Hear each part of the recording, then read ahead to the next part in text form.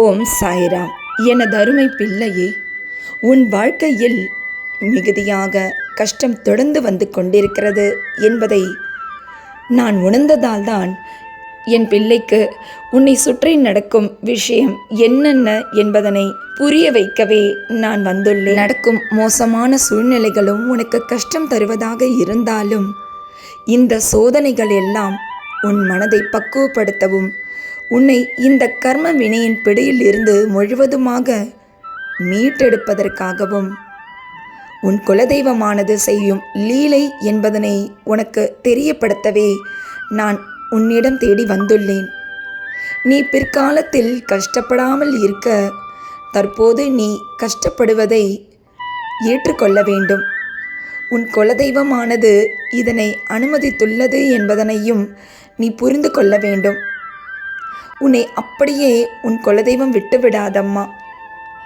உன் குலதெய்வமானது உன்னை தாயாகவும் தந்தையாகவும் நீ தவறு செய்யும் தருணத்தில் உனக்கு குருவாகவும் இருந்து உன்னை நல்வழிப்படுத்தும் இந்த குலதெய்வத்தை புரிந்து உணர்ந்து இந்த தெய்வமானது உன் வாழ்க்கையில் காட்டும் ஒவ்வொரு விஷயமும் உன் மாபெரும் முன்னேற்றத்திற்காக என்று அதனை சரியாக புரிந்து கொண்டு நீ நல்வழியில் என் கைப்படுத்து பயணிப்பாயாக. அதற்காகவே நான் உன்னை தேடி வந்துள்ளேன். உன்னை இந்த பிரபஞ்சமானது தானாகவே உன்னை நல்வழிப்படுத்தும்.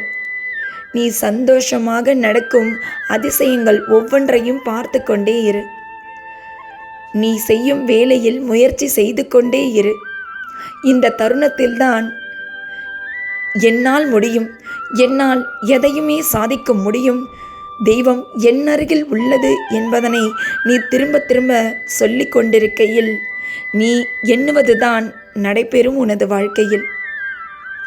இதுவரை நடந்ததை பற்றி யோசிக்காமல் இனி நடக்கப் போவது அனைத்தும் நீ இழந்ததற்கும் மேலாக பன்மடங்காக பெற்றுக்கொள்ளப் போகின்றாய். அதனால்தான் இந்த மாற்றங்கள் எல்லாம் உன்னை சூழ்ந்து கொண்டிருக்கின்றது என்று புரிந்து கொள். எதனையும் தவறாக புரிந்து கொண்டால் நடக்கும் மாற்றங்கள் அனைத்தும் அப்படியே நின்றுவிடும் என்பதனையும் புரிந்து கொள். உன்னை கர்ம வினையின் பிடியிலிருந்து முழுவதுமாக காப்பாற்றவே அனைத்து தெய்வங்களும் உன்னையே சூழ்ந்து கொண்டு போராடி கொண்டிருப்பதை முதலில் உணர்ந்து செயல்பட. அதை விடுத்து தவறாக நடக்கின்றதே என்று புலம்பிக் கொண்டிருப்பதால் நடக்கப் போவது ஒன்றுமே இல்லை, அதனால் ஒரு பயனும் இல்லை என்று புரிந்து கொள். உன்னை வஞ்சித்த அனைத்து துரோகிகள் முன் நீ வாழ்ந்து காட்டிட நீ துணிந்து முடிவெடுத்தால்தான் அனைத்தும் உனக்கு சாதகமாக மாறும். உனக்கு நல்லது ஒவ்வொன்றாக நடக்கவும் துவங்கும். தெய்வங்களும் உனக்கு துணையாகவும் இருக்கும். உன்னை அனைத்து தெய்வங்களும் சூழ்ந்து கொண்டிருப்பதால் நீ தற்பெருமையோடு நடந்து கொள்ளக்கூடாது. உனக்கு மட்டும்தான் தெய்வங்களின் துணைகள் இருப்பதாக நினைத்து பெருமைப்படக்கூடாது. இந்த தருணத்தில்தான் நீ தன்னடக்கமும் மற்றவரிடம் பணிவோடும் பண்போடும் நடந்து கொள்ளும் குணம் உன்னிடம் மிகுதியாக இருக்க வேண்டும். இப்படி நீ வாழ்ந்தால்தான் உனக்காக அனைத்துமே மாறும். பல ஆயிரம் கதவுகளை உன் கர்மவினை மூடினாலும் இந்த குலதெய்வமானது உன்னுடைய குலதெய்வமானது ஒரு கதவினை திறந்து உன் மொத்த குடும்பத்தையும் காப்பாற்றிவிடும் என்பதில் ஒரு துளி சந்தேகமும் இல்லாமல் உன் வாழ்க்கையை நகர்த்தி கொண்டே இரு. நடப்பதை நினைத்து நீ அழுதாயோ, உன்னுடைய இந்த சூழ்நிலைக்கு காரணமான மற்றவரை நீ நிந்தித்தாயோ, இந்த வாழ்க்கை மீண்டும் உன்னை நல்வழிப்படுத்த மீண்டும் ஒரு முறை உனக்காக வாழ்க்கை பாடத்தை கற்றுத்தர ஆரம்பித்துவிடும். இதனை புரிந்து செயல்படு. நான் உன்னை பயமுறுத்தவில்லை, உன்னை எச்சரிக்கை தான் செய்து கொண்டிருக்கின்றேன். உனக்கு ஏற்பட்டிருக்கும் இன்னல்கள் விரைவில் தீரப்போகின்றது. வீணாக எந்த விஷயத்தையும் நினைத்து பயப்பட வேண்டாம். இந்த பயத்தால் தான் பல கஷ்டங்களை நீ பார்த்து விட்டாய். இந்த பயத்தால் தான் பல வருடமாக சந்தித்த ஒரே பிரச்சனையை மீண்டும் மீண்டும் சந்தித்து தோல்விகளை சந்தித்தாய் என்பதை புரிந்து கொள். உனக்கான நல்ல நேரம் பிறந்து விட்டது. நீ என்னிடம் கேட்ட வரங்களையும் எதிர்பார்க்காத நல்ல வாழ்க்கையையும் அமைத்து தரப்போகிறேன். இனி உனக்கு மகிழ்ச்சி காலம்தான்.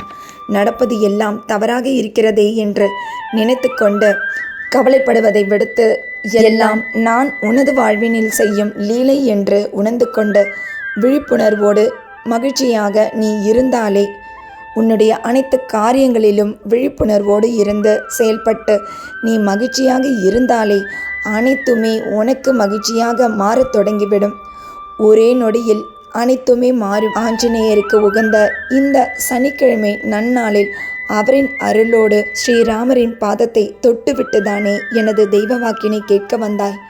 உனக்கு ஒரு பேரதிர்ச்சி இன்று காத்திருக்கின்றது. நீயும் உன் குடும்பமும் சந்தோஷமாக வாழ்வீர்களாக. உன் துயரங்கள் முடிவுறும் நேரம் இது. இனி உனக்கு நல்ல காலம்தான். என் பரிபூரண ஆசி என்றுமே உன் குடும்பத்தை வழிநடத்தி செல்லும். உன் உடல், மனம், பணம் ரீதியான அனைத்து கஷ்டங்களும் என்றிலிருந்து ஆஞ்சநேயரின் அருளால் நீங்க போகின்றது. இனி சகல நலமும் வளமும் பெற்று சீரும் சிறப்புமாக வாழப்போகின்றாய்.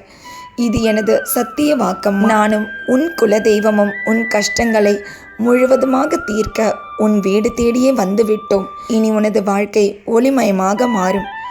எல்லாமே வெற்றிதான். நீ தொட்ட காரியங்கள் அனைத்துமே தொடங்கப் போகின்றது. நீ மகிழ்ச்சியாக என்றென்றுமே சிறு வயது முதற்கொண்ட எந்த சந்தோஷத்தையுமே பார்க்காத நீ, எந்த ஒரு சின்ன வெற்றியுமே பார்க்காத நீ இனிதான் பல வெற்றிகளை மேன்மேலும் பார்க்க போகின்றாய். உனக்காக அடுத்தடுத்து வரங்களை அள்ளித்தரப்போகின்றேன். நீ தேடிய வாழ்க்கையை விட நான் உனக்கு அமைத்து தரவிருக்கும் வாழ்க்கையானது மிகவும் நிம்மதியானதும் நிரந்தரமானதும் சந்தோஷமானதும் கூட. அதனால் எதை நினைத்தும் கவலைப்படாதே. அனைத்தும் இழந்தாலும் நான் உன்னுடன் தான் இருப்பேன் என்பதனை புரிந்து கொள்.